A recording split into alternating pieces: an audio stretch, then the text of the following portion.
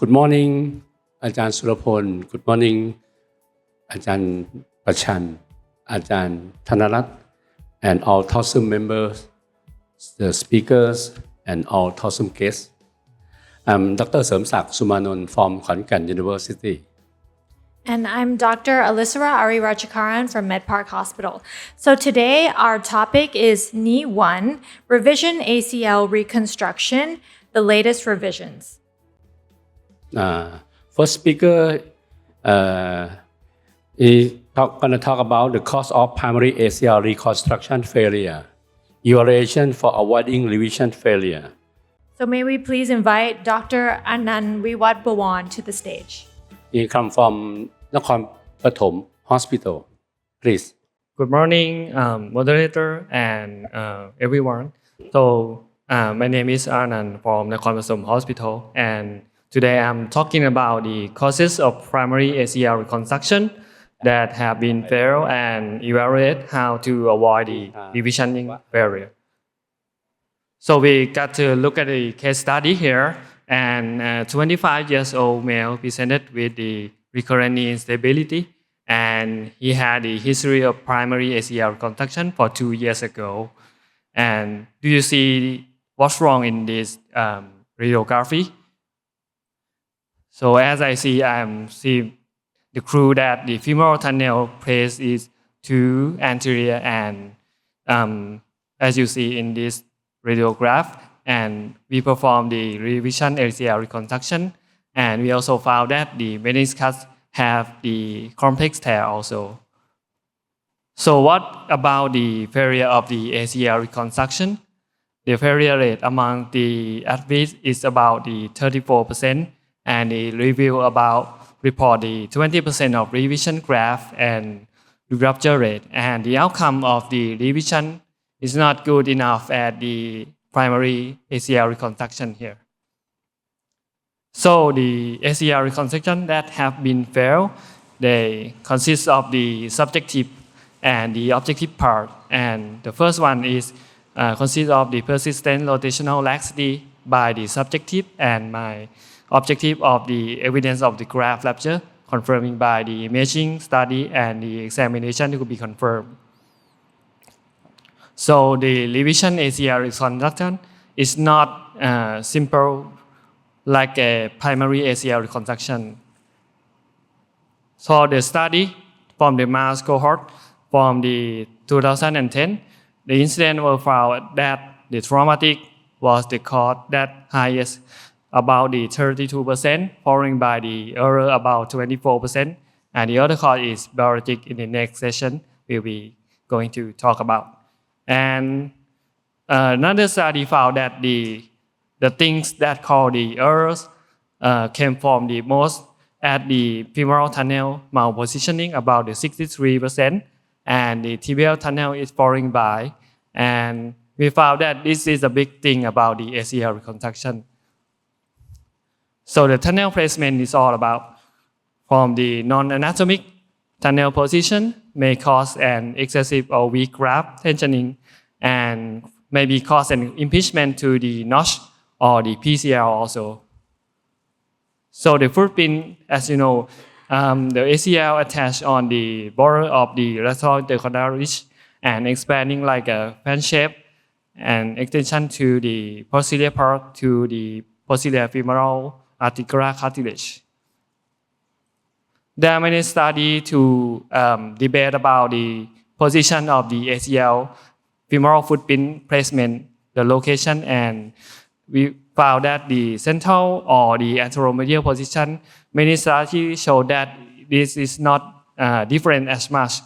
But Dr. Nawabi showed that and the anteromedial position may be represent the most isometric fiber of the ACL on the 2023. And footprint of the tibia have spanning like this, going on about the 7 millimeter from medial to the anterior horn of the lateral meniscus, as you see. And another study showed that the safe zone located at the posterior part of the femoral condyle, parallel to the Broman set, about 35%. In here, as you see in the picture. Another study found that the non-anatomic femoral tunnel placement and the notch stenosis and the high tibial slope may associate with the ACL reconstruction to be failed. Another factor is the hidden lesions. Many knee have the hidden lesion like the meniscus root tear, the lamb lesion, the associated multiligament knee injury like an PCL, PLC, and also the PMC injury. So what about the lamb lesion? This study showed that unrepaired lamb lesion may be turned to the bucket handle for the 8 years of the follow-up, and I suggest to repair the lamb lesion in every case that have been unstable or maybe is a high risk. So what about the PLC injuries? This study showed that the ACL reconstruction with type B finally associated with poor outcome compared with the type A finally. So we got to look at the PLC also. And also MCL. This recent study for arthroscopy showed that the concomitant the MCL injury may have the greater odds of the ACL to be failed more than just the single ACL that have been failed. So what about the graft choice? As we know, the allograft have been the risk of the rupture. In this study showed that the allograft failure rate about the 8.4% compared to the 3.5%. But it may be a choice for some case that you have to tell the patient before. What about the quad and the hamstring graft? So this study showed no difference in these two grafts, so it can be used either graft. What about graft size? Graft size may be the issue of this study. They show that more than 8 millimeter in the single bundle ACL reconstruction may be improve the healing and lower the failure rate about 1.7%. The anatomic factors at the notch stenosis, the laxity, impingement of the hip, and chronic inflammatory disease and smoking may also be the factor. So an infection is not good for every case in orthopedic also. So we suggest to the contamination and soak the graft before you are applying the tunnel before. And what about the alignment? The alignment, this study showed that the increase the posterior tibial slope may have the risk for the ACL reconstruction or maybe the revision ACL reconstruction. So you have to look at the tibial slope before doing the ACL again. And this study showed that the tibial slope of the success group was 9.4 degrees compared to the failure group of about just 12 degrees. So recommend for corrective osteotomy before doing the reconstruction again. And also the varus malalignment and valgus malalignment also. So in this varus, you have to look at the PLC injury in triple varus maybe. And for the message from the first topic in this morning, if you see the patient where they fail ACL reconstruction, you have to be investigating everything and also physical examination by standing lower limb alignment for doing correction, the alignment before, and maybe perform the CT scan to evaluate the tunnel widening, and also you get to examination for multi-ligament knee injury for repair or reconstruction, or maybe the high-grade pivot shift case for the augmentation in the next session. Thank you. Thank you very much, Dr. Anand, for your talk. So next up, we have emerging trends and technologies for enhancing graft healing in revision ACL reconstruction. And our speaker for this is Dr. Natchicha Sawattanpong from Police General Hospital in Bangkok. Good morning, Ajahn Surapon, Ajahn Prachan, and every participant here. Today I'll be discussing the emerging trends and technologies to build up the graft healing in revision ACL surgery. My name is Dr. Natchicha Sawattanpong from Police General Hospital. So here's the outline that will be presented today. The primary challenge in the revision surgery is that it's a higher failure rate. The evidence showed that it can be 3 to 4 times higher than the primary reconstruction, and in the meta-analysis, it confirmed the failure about 6%. And the rate goes up even higher in the multiple revision cases. So the main reason that this surgery keep failing are the tunnel widening, osteolysis, and also the change in the knee biology, whether it's a poor vascularity from those scar tissues or the decrease of the cells in the knees. All of these matter contribute to the poor graft incorporation. To understand how we can improve the graft healing, first we have to understand the natural healing process. There are two types of healing: the enthesis, which is the tendon graft interface into the bone, and the ligamentization, which is the graft remodeling. And also there are 3 phases of healing according to the time process. Start with the early healing phase. This begins the first 4 weeks. The inflammation is very, very intense. The inflammatory cells accumulated and release all the cytokines. During this time, the central part of the graft becomes necrosis. And for the next 4 to 12 weeks, we call this the proliferative phase. The cells are increasing, the blood vessels starting to grow back into the graft. And this is a very specific time that the graft becomes weakest, at around 6 to 8 weeks. And then lastly, the maturation phase. This begins at 12 weeks and then goes on for years. The graft starting to migrate into the bone tunnel, the collagen are producing, and this ongoing process is trying to remodel the graft back into the native ACL as much as possible. And so how can we do to make the graft healing be more effective? I'm going to talk about the 3 key biologic treatments: the BMAC, the PRP, and the stem cells. The BMAC is such a rich source of cells, along with some important growth factors. The study found that injecting the BMAC in the adult graft can improve the ligamentization at 3 months after the surgery. And also there's another technique was proposed. In the first stage of the revision ACL surgery, the allograft bone dowel was soaked in the BMAC concentration and placed it back into the bone tunnel as seen in this video. This particular technique aimed to improve the bone allograft incorporation in the bone tunnel. Also, there's another biologic incorporated technique was proposed as well. In this first stage revision surgery, the BMAC was extracted and mixed with the demineralized matrix and cortical fiber. This composition was injected back to fill the widening femoral tunnel to create a sufficient bone stock for the second surgery. Moving on to the famous PRP, are known for its high concentration of platelets, growth factors, and cytokines. But there's no standard protocol regarding the preparation, the application, and also the composition. And also the evidence is very limited in the revision surgery. A study by Malinowski on primary ACL reconstruction showed that 18 months later in the PRP group, they showed less tibial tunnel widening, and also the difference was not significant, and the outcome was indifferent as well. Here's another RCT, evaluate the effects of the PRP on the graft maturity after primary ACL reconstruction. But unlike other studies, the delivery method of the PRP was injected into the knee after the surgery. The result found that they found a better improvement of the graft maturity in the PRP group. However, the knee function was still indifferent. The next one is the stem cells. These cells contain exosome, growth factors, and extracellular matrix. A systematic review in 2022 reported increased the collagen production and more cells migration in the animal model. But there's some concern about safety issues in the stem cell use, and there's still more study needed to evaluate it. And as for the surgical strategy to improve the graft healing, currently there are 2 options available, whether we do the revision surgery, either it's a 1-stage or a 2-stage surgery, depends on the status of the previous bone tunnel. And as we all know, the 1-stage surgery offers several good things. There are trends of using the synthetic bone graft substitute.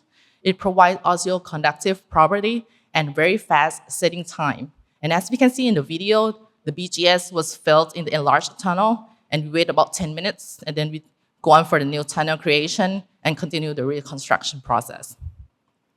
The outcome at the 2 years was quite promising. The knee score were all high, and all the patients were happy, and they said if they could go back in time, they would get the surgery again. And also there was no revision or any technical complication. The graft choice is also an important factor in the revision surgery. If it's available, we go for the autograft. But sadly, in some revision cases, there's not much choices. There's an increasing trend of using the quadriceps tendon autograft, almost 50% over time. Because of its strong mechanical property, its length, its thickness, it can be used with without the bone end. And also another emerging strategy, including the internal bracing augmentation. It acts like a safety belt protection starting from day 0. And in a higher stress study, it affords the load sharing to help the graft maturation. The topic of the concurrent procedure will also be discussed later in the session, so I won't go much into detail about it. But just want to state that whether it's the lead procedure or the ALL reconstruction, they will create a stable knee environment to improve the graft healing process, which ultimately reduce the rate of the graft failure in the future. So we are seeing a growing rate of this concurrent procedure in the US study.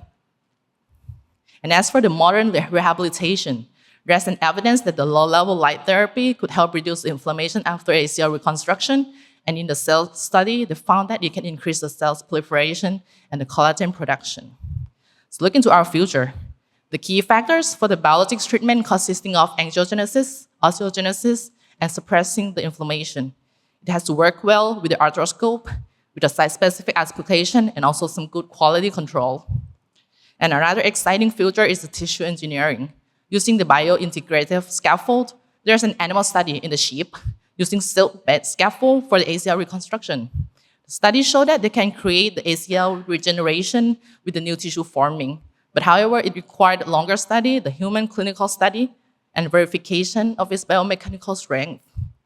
So in conclusion, the revision ACL reconstruction remains challenging. By combining these emerging trends, we can create a better environment for the graft healing, promote the graft healing, and improve the outcome for our patients. So thank you for your attention.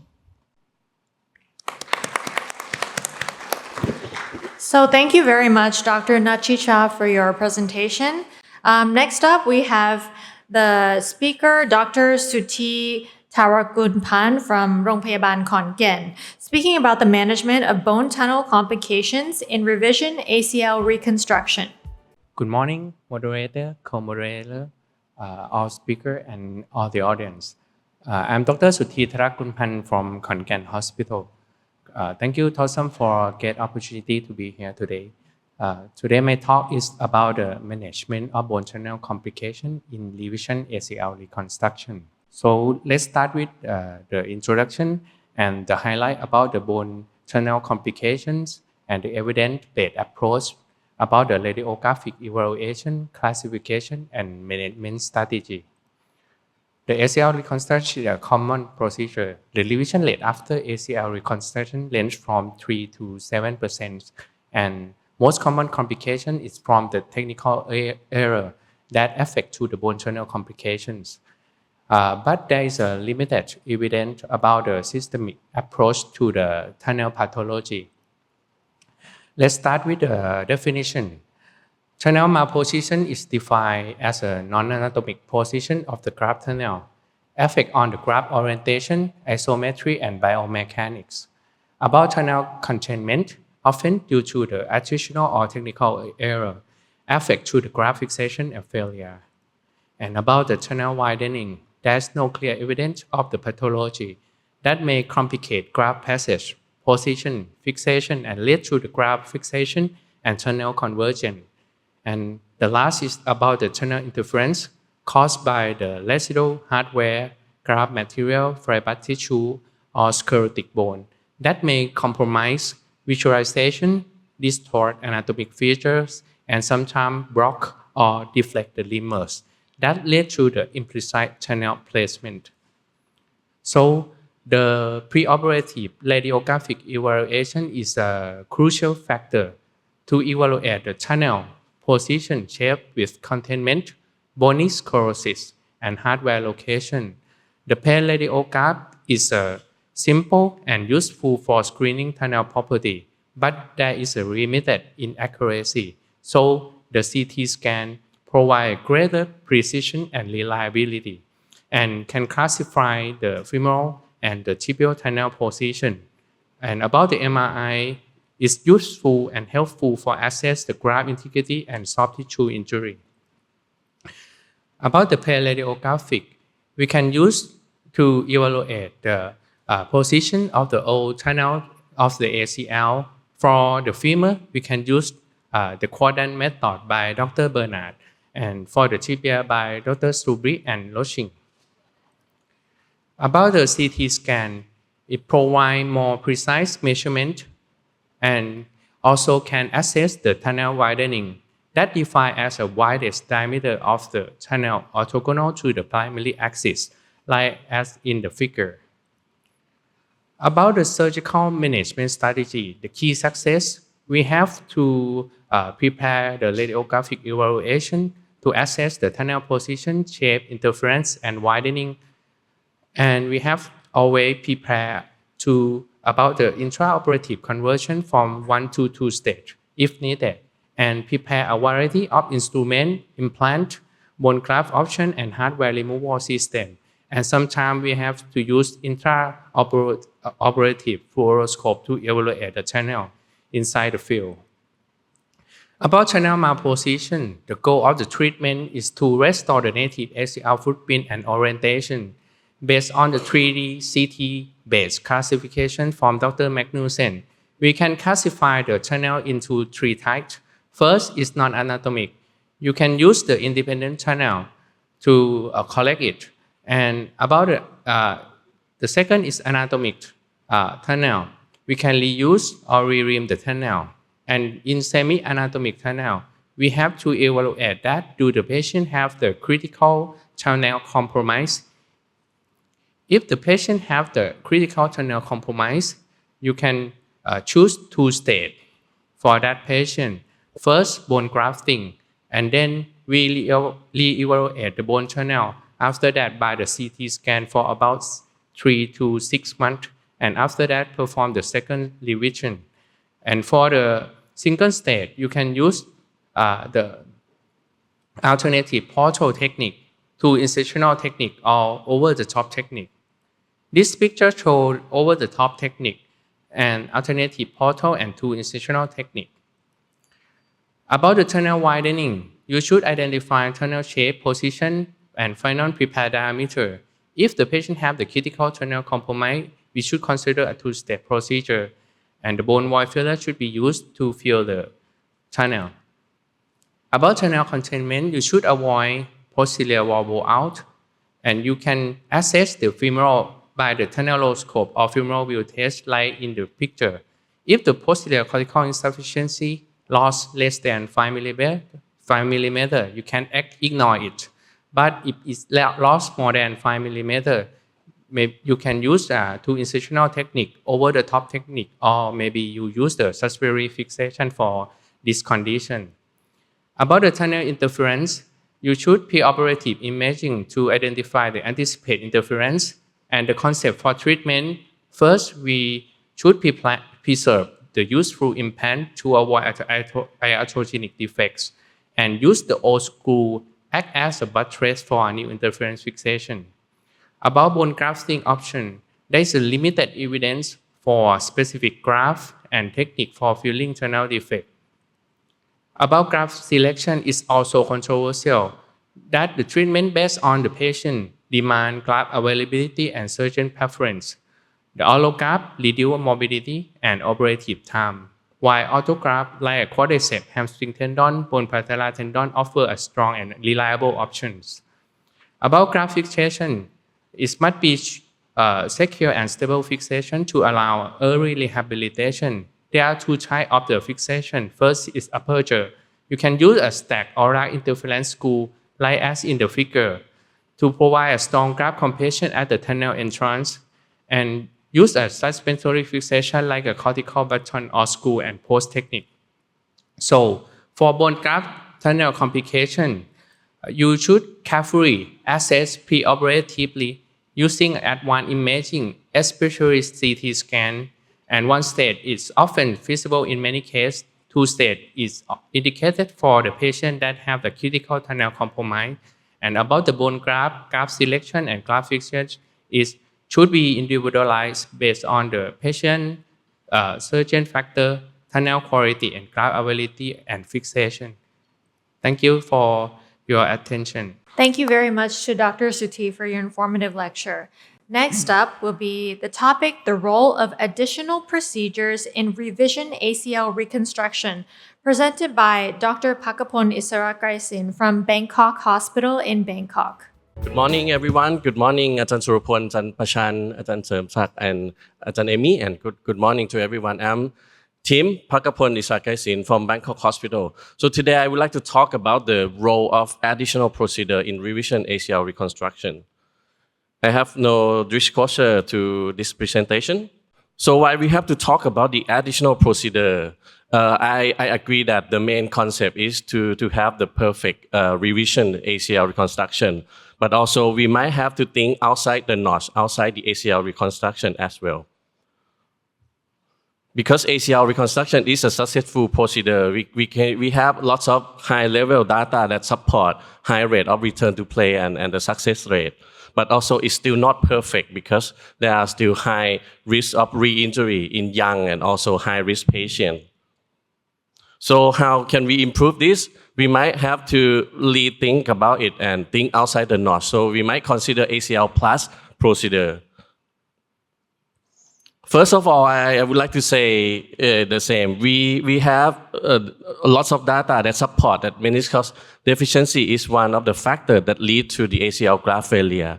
And meniscus repair can help to reduce risk of ACL failure, especially the complex tear like the lateral posterior root tear or the lamp lesion. This contribute to shearing force and also rotational instability, which can lead to ACL failure. So we need meniscus preservation whenever possible. We need to repair the complex tear with a stable construct with biological healing potential. But also in some cases, we have to respect the biology. We cannot repair all the tear. With the flap tears or the white zone tear, we might have to consider partial meniscectomy, especially in the medial meniscus for the revision setting. And for the main topic today, I would like to talk about the lateral extra-articular procedure or the LEAP procedure. You can see there are several proposed techniques of the LEAP procedure which show promising results in terms of protection of the ACL graft and also reduce the re-tear rate. So you can see my preferred indication right now, I did 100% of the LEAP procedure combined with the revision ACL reconstruction and evolving in the primary ACL reconstruction a lot. If we look into the study, we can see that the biomechanical study for isolated ACL reconstruction, we cannot restore the native biomechanics of the knee. But if we add the lateral procedure, we can restore to nearly normal native knee stability. And if we look at the load on the ACL graft, we can see that the lateral procedure also decreased ACL graft force up to 80%. We can see from this diagram that for ACL is well aligned to control anterior translation. But if we look into the external rotation, the rotational force, ACL reconstruction might be too short for the axis. But if we add the lateral procedure, we might have a long lever arm against the internal rotation, which might protect the rotational instability. And you can see from the MRI of my patient, you can see we have similar ACL at the lateral side. It looks like the double loop of the ACL. With the high evidence support, also report that for LET procedure can lead to significant decreased failure in revision ACL from 20% compared to 5% of reduction. And also lots of high-level data support that in combined with the hamstring ACL reconstruction, LET procedure also reduce the rotational laxity and reduction of the graft failure. And also we have the long-term study outcome that report also the same, similar data. And also even in elite athlete or the bone patellar tendon graft combined with the LET procedure. Also, beside the LEAP procedure, we need to talk about the bony procedure as well. We might have to think about the slope correction and also the alignment correction that can be the cause of ACL failure as well. For the increase of the posterior tibial slope, the study report that if the patient has the posterior tibial slope increase more than 12%, it leads to high chance of ACL graft failure up to 4 times increased risk. So this can be also one of the components that we need to think about it. And from the Ju team from Lyon, they proposed the concept that we might need to correct the slope target to 4 to 6 degrees to reduce and reduce the graft failure and reduce the load. And also beside the bony alignment, we might have to consider other associated injury, like the MCL injury might contribute to ACL graft failure as well.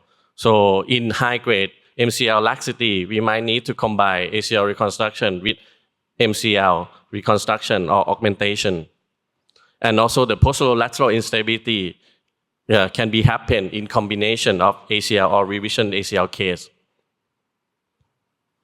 So for the take-home message, all revision ACL surgery are not the same, and we need to think about meniscus tissue, which is the biological foundation, also the condyle tissue.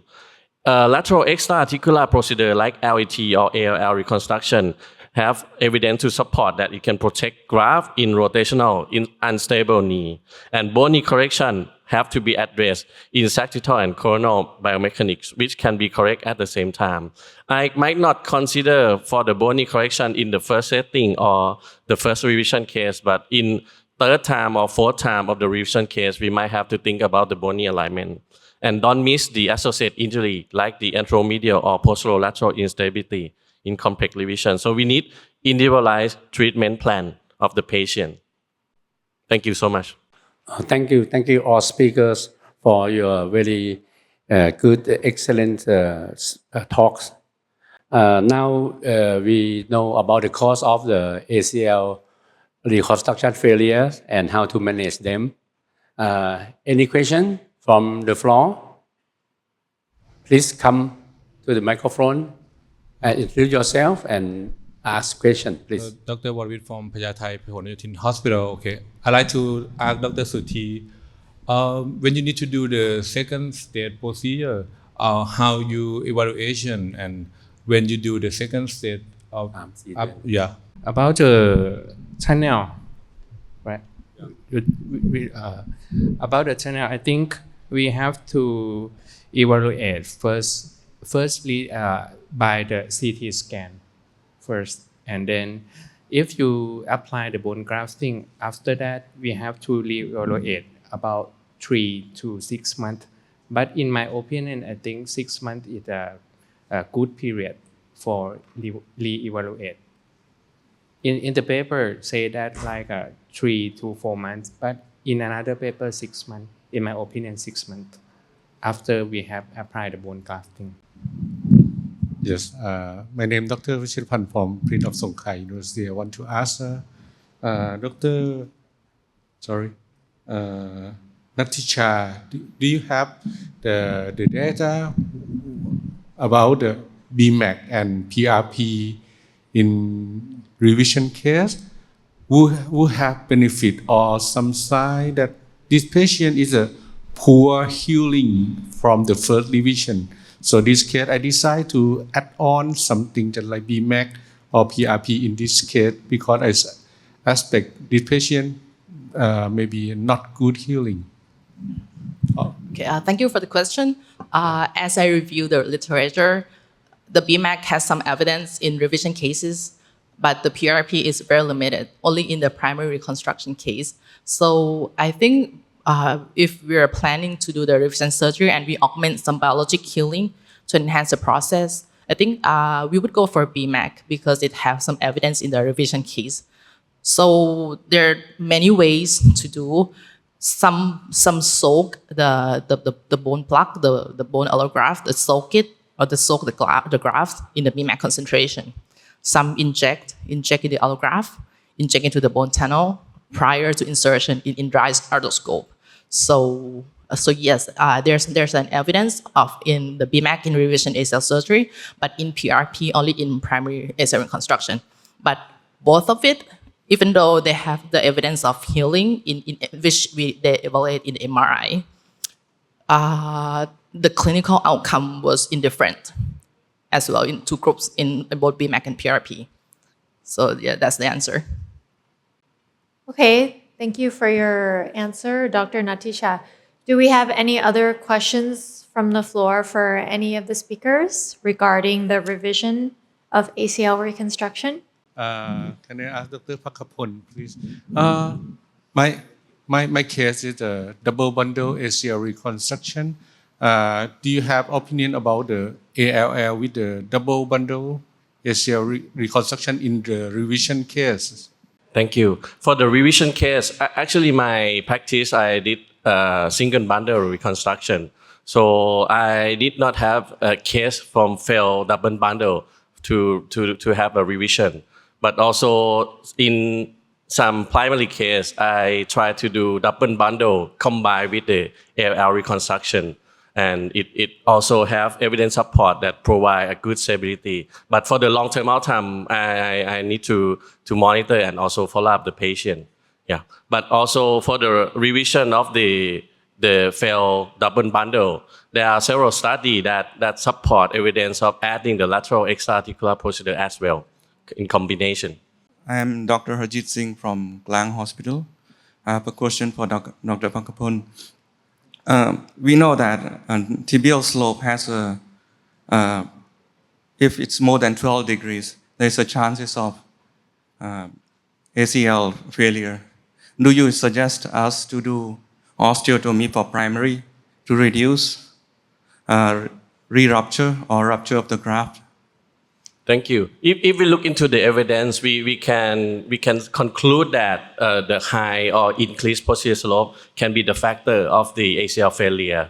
But for the practical, I would say until now in 2025, we still have no conclusion that we need to add the tibial slope correction in the first setting.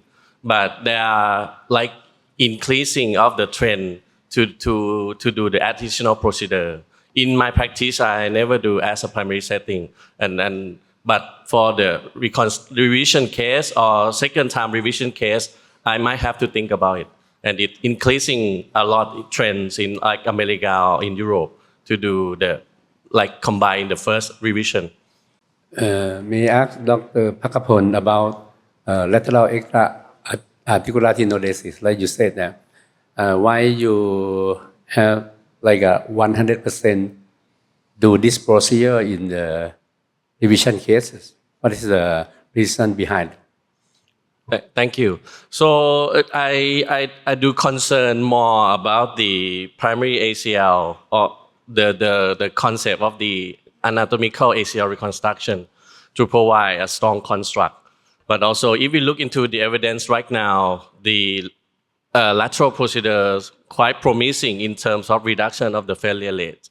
I would say it depends on the patient expectation and also their activity. But maybe because of my practice, I have to deal with lots of professional athletes or like the very high expectation patient. So I would encourage the patient to have the strongest construct as possible for the ACL reconstruction. And from the evidence base, we can conclude that the lateral extra procedure can help to protect the ACL graft. So that's why I involve the LET or ALL in our revision case right now. Yeah. I have another question for you, Dr. Pakapon, because I do find it very interesting that in high requirement patients that you add this procedure. When it comes to return to play, do you find that there's any significant difference in time or in the rehabilitation program that you would recommend for these patients in which you do the add-on procedure? Yeah. There is a study that support that with the LET combination with ACL reconstruction in primary setting, it can lead to earlier return to play in terms of the time. But I would say to return to play decision, it depends on each patient individualized plan. So we, as a surgeon, we try to delay until the patient ready. I would say I'm not respect the time frame. I monitor and evaluate each patient case by case. So I would say return to play time might not different. Yeah, but in additional of the lateral procedure might increase pain in the acute phase. That can happen. Increase of the pain score and also maybe delay early rehabilitation in the first phase. But it would not last long for until 1 month or even 2 months. Here, we have one more question. May I ask Dr. Suthi about the bone graft choice for fill the defect? Do you prefer the maybe autologous bone graft, iliac bone graft, something like that, or allograft? I don't have the experience. I think it's quite difficult, easily in tibial tunnel to put a bone graft. Do you have a technique for help us put a bone graft perfectly? So, in my opinion, right, okay. So, about the bone graft, I think it depends on the available in your institute. So in my institute, I have just only the autograph. Okay, but in the paper, most of the paper use like a allograft to fill in the bone defects. Okay, and about but the bone graft selection is now is controversy. So we have to uh, uh, wait for the future paper. Okay, and about the tibial tunnel grafting technique, I don't have the experience in that. So uh, in my experience, I use like a stack or interference screw like I show in the presentation. And I see one paper, they use like a anterolateral portal,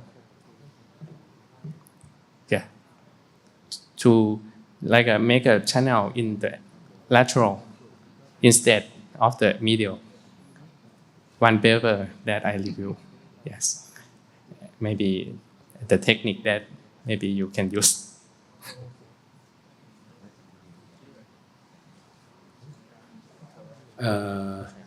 May I ask the speaker and audience about the internal bracing? The speaker first. You have experience about internal bracing and what condition that you select to use it? So for internal bracing is not common as a routine in my practice, but from the review literature, there are also supporting evidence to support the maybe the healing of the ACL, and also some evidence that say that it's comparable to normal. I would say I might consider it in some case. Let's say the graft size is quite smaller than I expect. I have no cut point. It depends on the case. But if I got ACL graft, maybe in primary or even revision that it's small like 8 or 8.5, I might consider adding the internal base in that case, but not as a routine. Yeah. And I think from the evidence base, it's still debatable in this topic. Yeah. Thank you. And theoretically, the internal bracing help stability and improve the graft healing. But as like Dr. Pakapon said, in selected case, that would be benefit or helpful. But in my opinion, to set the tension of the breast I think is quite challenging during the operation, because too tight maybe resulted in the limited range of motion in the knee. So I think it's quite hard to determine the tension of the internal bracing that we put inside. So we do it with cautionly. Thank you. Okay, in my experience, I have been used the internal bracing exactly. So I use the suture tape or maybe the strong suture for augmentation for the smaller graft, just like the 7.5 or maybe just smaller for the increase the gap, but not exactly like the internal bracing. Yeah. Let me share about the suture tape. I performed the double bundle ACL reconstruction, and I put the suture tape inside every cases because I have the 3 reasons. One, to increase the graft size, because I perform the double bundle. Cartilage graft is quite, in Asian people, is quite small. It helped me increase cartilage graft a little bit. To add maybe just like a safety belt for my graft to let it heal. I think it's quite healing well compared to not put the suture tape. And the third, I have the tail of the suture of the tape outside the tunnel. I tie out the cortex at the secondary fixation in case that the primary fixation screw loosening or something like that, to act as a secondary fixation. Thank you. And my experience, I think after my use the suture tape, my failure or of the my case is decreasing.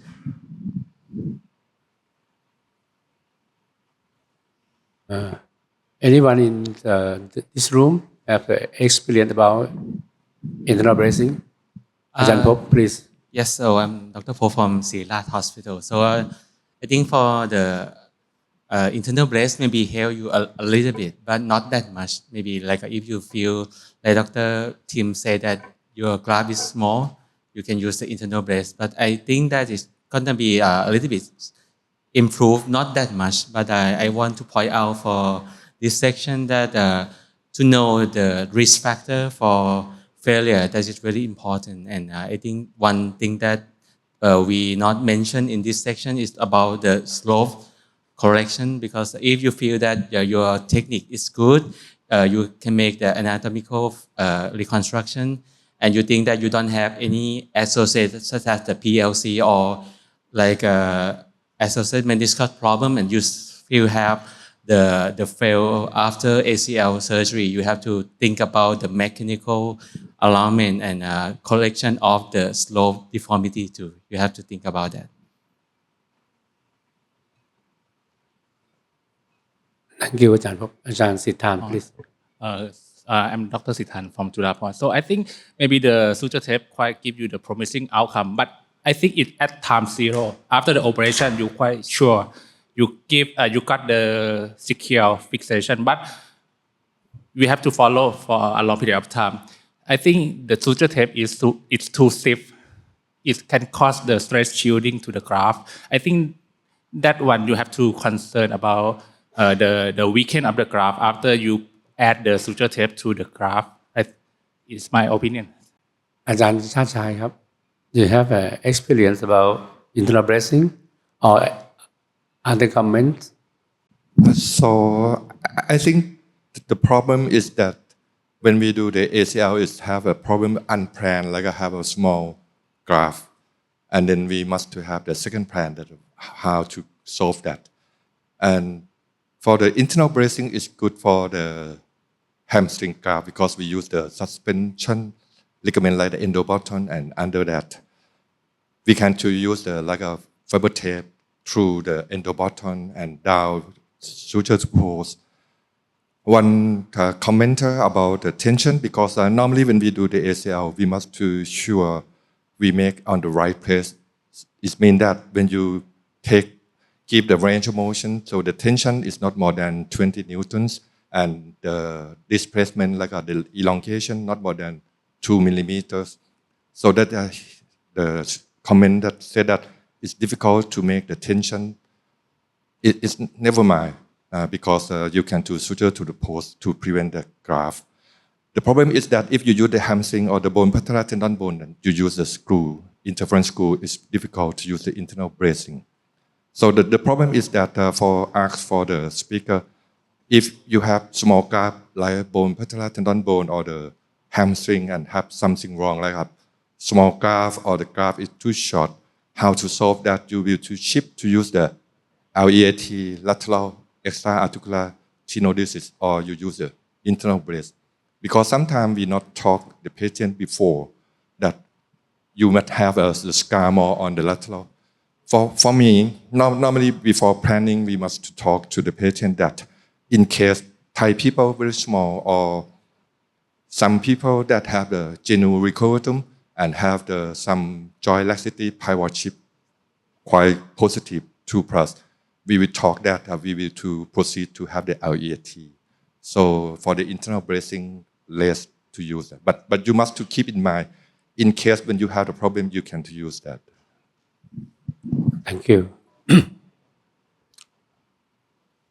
So we know many causes of the ACL reconstruction failures, like technical error, that the most common one is the femoral tunnel malposition, biological factors, traumatic re-injuries, improper rehabilitation. But in this session is not talk a lot about this one, and missing injury that we have to address and curate and fix it, and patient-related factor like tibial slope and hyperlaxity, something like that. So we have to proper evaluate. Very good, and so we will plan to do a good revision. Okay, so thank you all so much for attending our session on revision ACL reconstruction and the latest technology and ideas and research. We would like to end this session now. So Dr. Somsak and I would like to thank you all for attending and for your very innovative questions that are speakers, for your great answers that show a world of experience. And now I'd like to invite all the speakers up into the stage to take some photos after the session. Thank you.